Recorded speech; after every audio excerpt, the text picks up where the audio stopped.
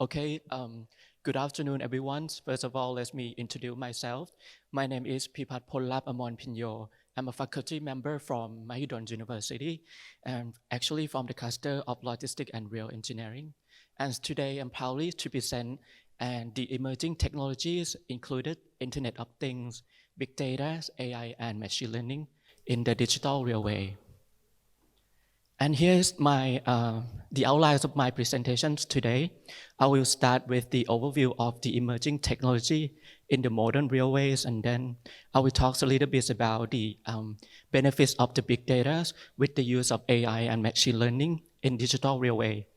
On the perspective of the both passenger and rail operators, and then I will use a case study of the passenger train delay predictions for Amtrak passenger train to give more details to provide you more understanding how to make use of the data in the digital railway. And next, I will talk a little bit about the threat in digital railway that we should be aware of, and then the prevention method, which is obviously the cybersecurity. Okay, let's start with the emerging technologies. Nowadays, we might already know that computer-based systems and more advanced technologies such as Internet of Things that normally equipped with the smart sensor have already been utilized in the digital railways, and even the bidirectional wireless communication between the train and the operation control center. This emerging technology has been utilized in order to improve the operational efficiencies and the travel experience like Kun Pathomlo just mentioned previously. But before we go to in more detail, let's take a look why do the operational efficiency and travel experience matters. If you look at the graph on this slide, it shows the transit passenger miles travel versus the vehicle miles traveled in the US. If you look at the orange lines, it shows the growth of the transit passenger miles. It surpassed the growth of vehicle miles travel that show in the blue lines over the past 2 decades, between 1997 to 2016, which is about 27 to 38%. Actually, the transit passenger mile consists of the travels mile from 2 modes, which are from the rail transit and also from the bus transit. Therefore, we have to look closer about the ridership between the bus or the roadway and the railways, as shown on this slide on your right-hand side. If you look at the ridership of the rail transit, that shows in the green line, this one. And also, you can see that the ridership of the railway is about to surpass the ridership of the roadway, which shows in the blue line on the top. One of the reasons to explain this because for low and middle-income non-drivers, which normally take the bus or the trains, they consider rail transport less costly than taking the bus or even like using their personal cars, according to the high price of oil and gas worldwide. Another reason to explain this trend is that a high on-time performance of the rail transit is one of the key factors that make the rail transit competitive compared to other modes of transport, especially the personal car and the bus. And for this reason, the high on-time performance then attract more drivers to the rail transit. On the contrary, it can be said that a poor on-time performance can lower passenger satisfaction, and the root cause or the key factor of the modal shift from one mode to other mode of transport. If we consider only the the rail transport, and we would like to know the root cause why it make it like low or poor on-time performance, the reason or the root cause are the service disruptions or the unexpected incident, which normally show in the form of train delay. And when the train delay is accumulated huge enough that it will cause the service cancellations.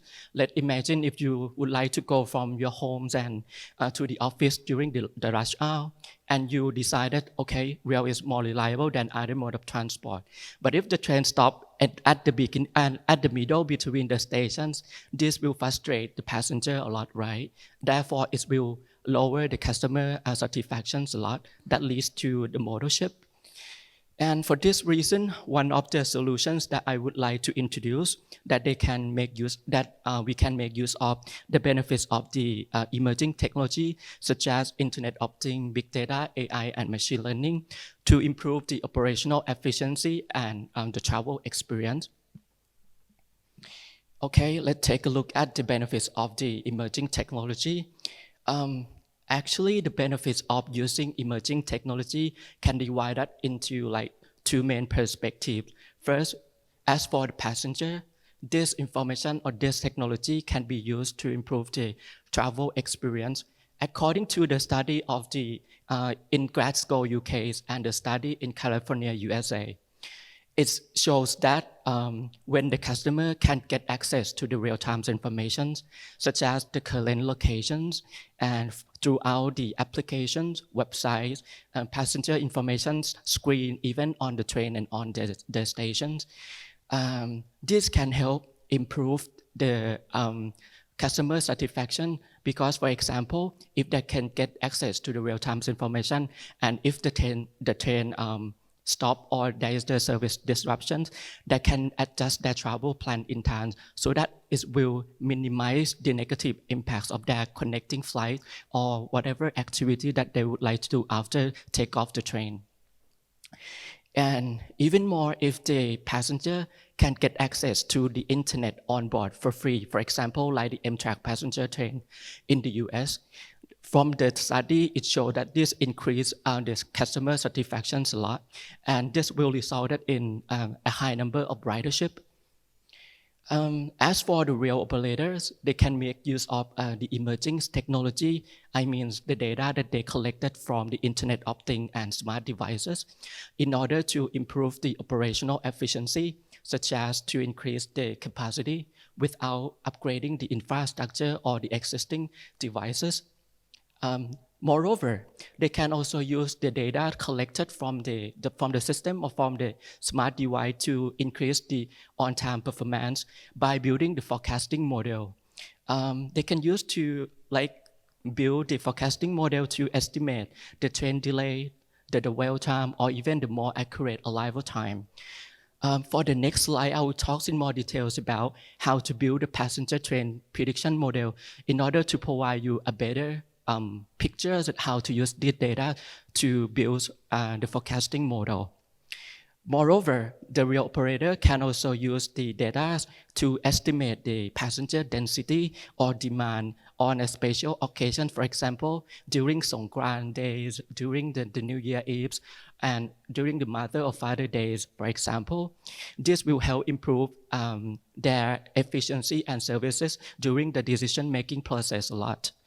Moreover, this data can also be used to increase the accuracy of maintenance life cycle. I mean to estimate more accuracy of the maintenance life cycle.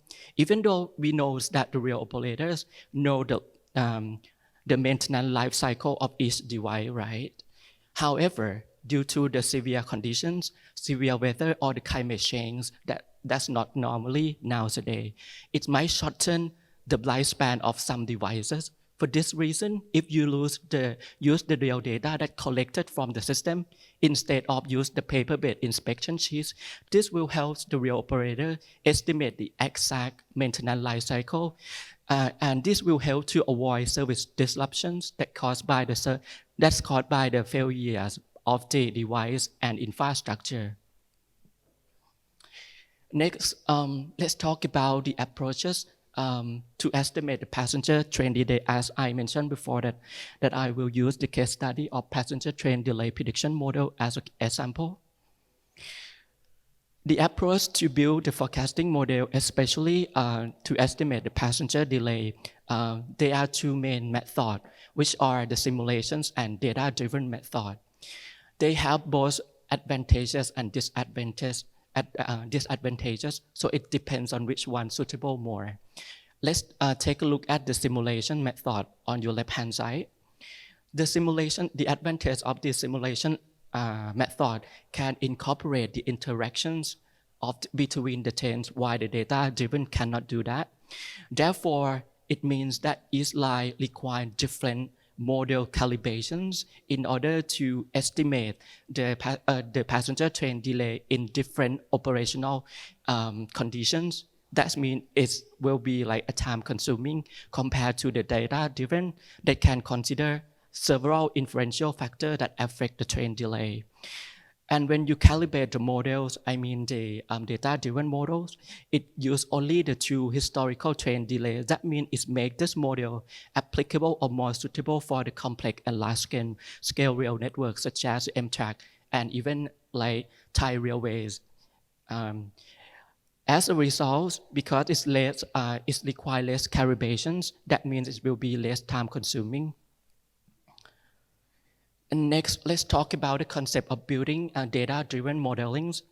The concept of building the models can be divided into main processes. First, data retrieval and preprocessing. In this step, it is about to collect the raw data from all available different resources, which normally keep the data in the different forms such as JSON, XML, and CSV. For this reason, because the data kept in the different formats, it is not suitable to put in the model. Yes, that means you have to convert all of this raw data into the single suitable format before you feed into the model. And the next step is the model development. This step, you're just about to build a model based on the historical raw data that you collected. You start with by performing the descriptive data analysis in order to provide you a brief idea whether which feature that you would like to include into your model and which machine learning technique is suitable for your model.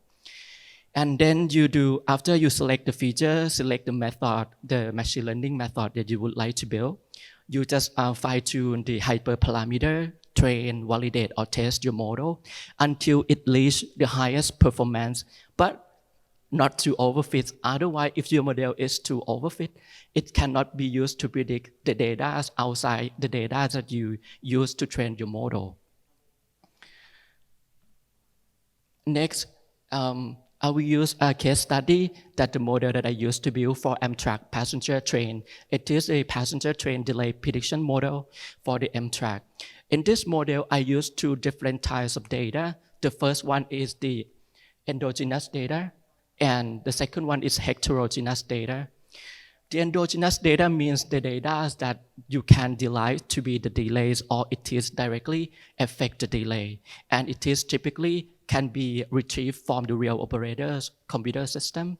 For example, in this case, it is the departure and arrival times from the Amtrak system. In this case, I use 6 different Amtrak lines which have different delay profiles. I use this 6 lines because I would like to make sure that my model will be good enough to predict the train delay in different routes that have different behavior, different delay profiles. Another types of data that I use is the heterogeneous data. Heterogeneous data is the external factor that you have the assumption to believe that it affects the delays. For example, the weather conditions. For example, during it's raining, that means the delay might be increased or decreased.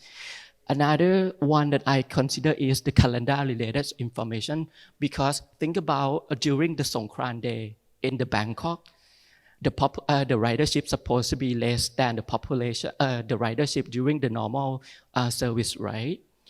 And also the population and ridership, which mean the station at the area that's crowded supposed to have higher delay because of higher ridership.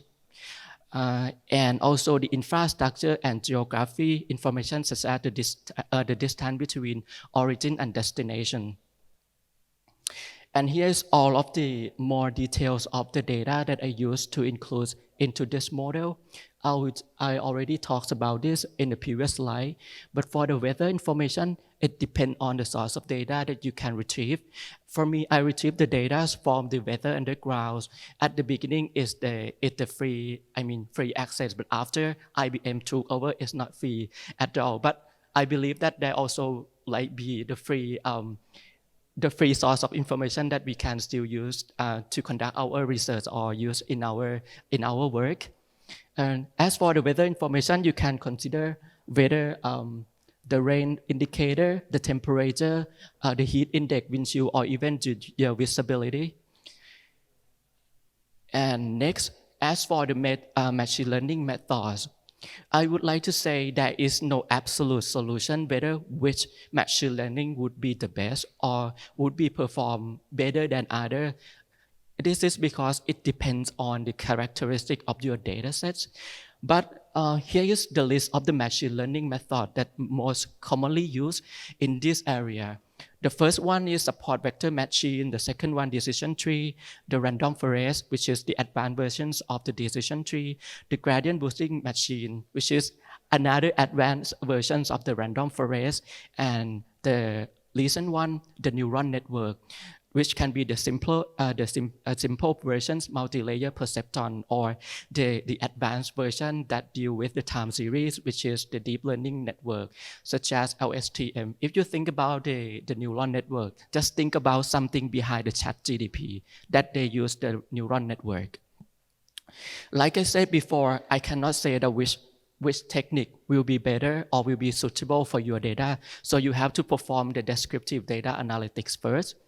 And for example, in my data set, in my case, if the data have the higher variation, it means that the random forest sometimes perform better than multi-layer perceptron. But for the data with the lower variations, it seems that random forest may perform as well as the multi-layer perceptron. But in most cases, the multi-layer perceptron usually perform better than the random forest in the data with low variations. If you are interested in the reason why which one perform better than the others, we can have like a further discussion later after this talk because of the time limitation. Okay, next I would like to summarize the benefits of big data that I have already mentioned, that it can be used to improve the passenger experience and to improve the operational and productivity for the rail operator. After you build a model, there is another benefit that you can get from the big data analytics. It is the insight. For example, after I build the models, I include the data, I perform the significant factor analysis. I will know that which factor will affect the train delay the most. For example, the first one show that without the external factor, the accuracy of my model is about 0.6 or 60%. But after I know all of the important factors that affect the train delay, I combine all of them into the models. It helps increase the accuracy of model from 0.6 to 0.9. It's increased a lot, right? This provides the insights, and the rail operator will know that which factor they should be aware of in order to avoid the delay. Next, previously I talked about the benefits of the big data already, right? However, utilizing the emerging technology also have disadvantages that we should be aware of. Let me talk about when we use the computer-based system and Internet of Things and smart sensor, it means that there are tremendous amount of data that have been generated, sent and transmitted to the system, and even via the wireless bidirectional communication between the train and the operation control center, right? This at the same time make the system more vulnerable to the hidden threats, and that's called cyber threat. For example, in 2018, the DDoS attack, which stands for the denial of service, which is a type of ransomware that attacks on the Danish railway. This ransomware caused the halt to the ticket machine, application, website, and even retail store. What does it mean? It means that, let's imagine if the rail operator cannot issue the ticket to the passenger, what's happened? They cannot provide the service and even have to stop all of the operation, right? Because they cannot issue the ticket. Another example is that the WannaCry attack on the German railway in 2017. This ransomware attacked the German railway and caused the failures to the passenger information system and passenger announcement system. Let's imagine if this happened to the Thai National Railway. When the train approached to the station, right? Typically, the staff normally announce to the passenger that which train will go to which direction, right, or the train number. Let's imagine without the announcement system, what's happened is it cause a lot of the confusions to the passengers, right?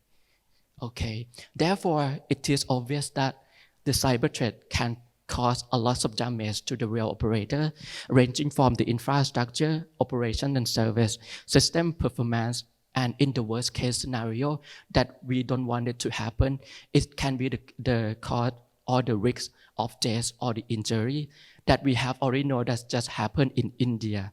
The root cause is the failure of the signaling. Let's imagine if there is a person, a hacker, hack the system and cause the signal failure. That would be the cause of injury and cause of death, right? We don't want that to happen. Therefore, in May 2021, CNELEC, which stands for the Europe Committee for Electrotechnical Standardizations, issued a new standard, which is TS 50701, Railway Application for Cybersecurity in Railway Development Lifecycle, in order to provide the guideline for the rail operators, for the system integrators and the vendor, how to manage cybersecurity in the railway development lifecycle.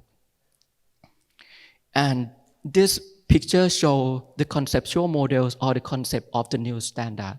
Actually, this new standard adopt two main standard in other industry in the context of the RAM standards that rail operators and people in the rail industry get used to, like the V model. The first one that I would like to talk about is the ISO 27001. It is the concept of how to manage cybersecurity in organizations in the aspect of how to establish the policy process. And another standard that this new standard in cybersecurity in railway that adopt is IEC 62443. It is the cybersecurity standard in automation industry. I will provide you just a brief detail next. The first picture is show the concepts of the ISO standard. It is a guideline for audit framework for an organization to establish, implement, monitor, review, maintain, and improve information security management system. They have four main steps. First, plan, do, check, and act.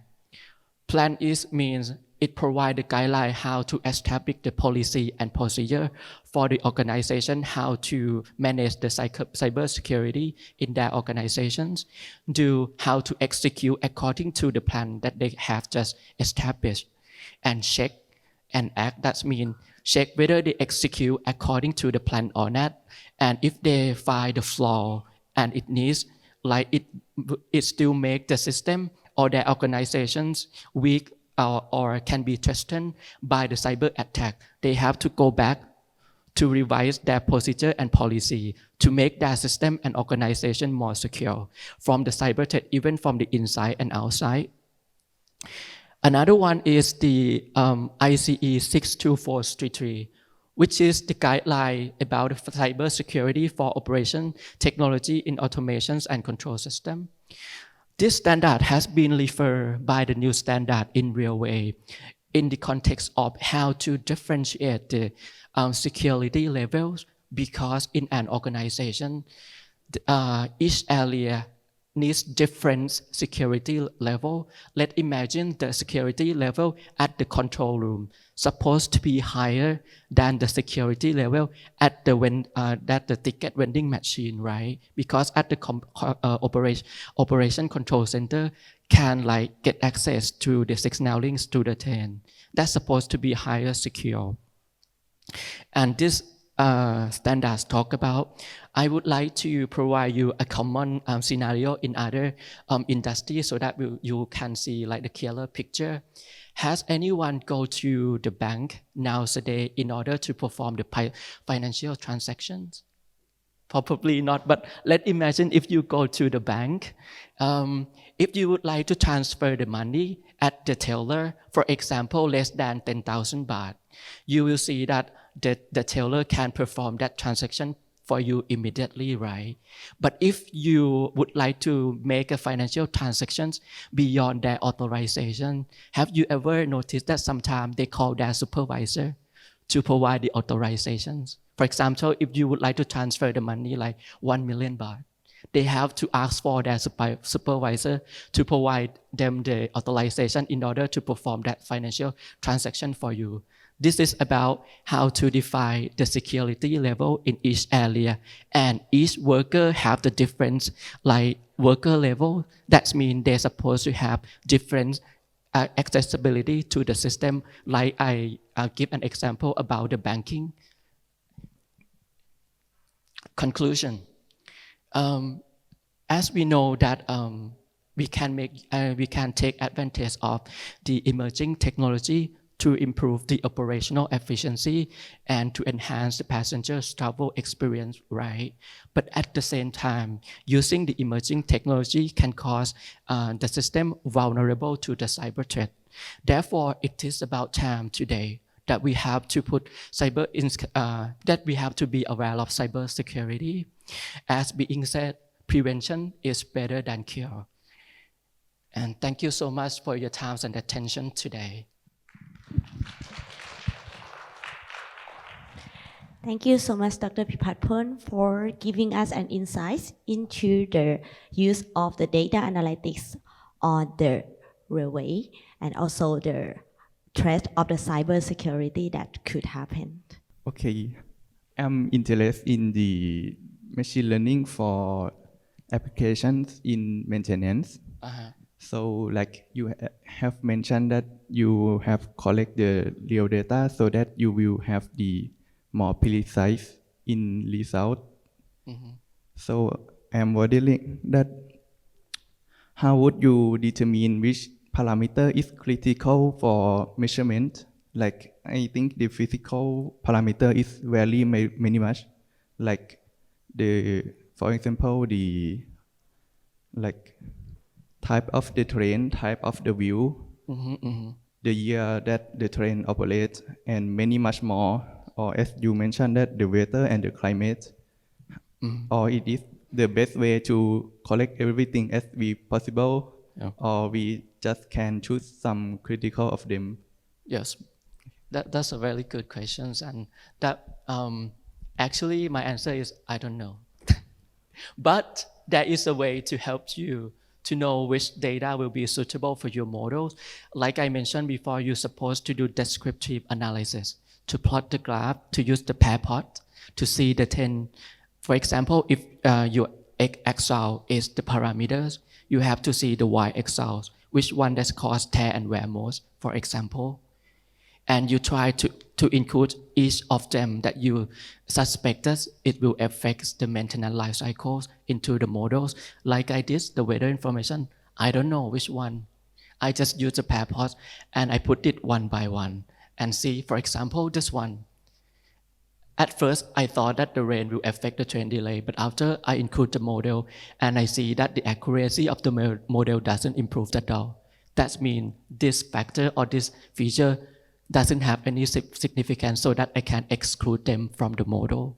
And this is the typical way how you will increase the accuracy of your model and which feature will be important or have influentials on your dependent parameters. I'm not so sure, is that answer your question? Okay, thank you so much. Is there any other question? Okay, thank you so much.